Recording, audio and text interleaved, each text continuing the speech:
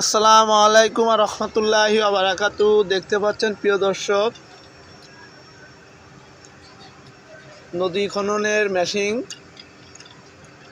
এর পাখায় মনে হয় অনেক বস্তা নেট এসব বেঁধেছে, তাই উঠে পরিষ্কার করা হচ্ছে।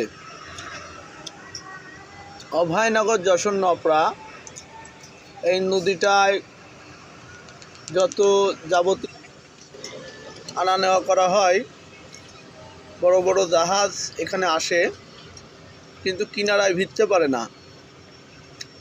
এই কারণে বিআইডব্লিউ থেকে এই নদীটা খনন করানো হচ্ছে।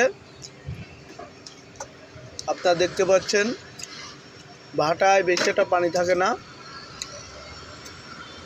তবে নপড়া এই নদীর জন্য টিকে আছে। এই নদী আছে বিধায় নপড়ার সুনাম এখনও টিকে আছে।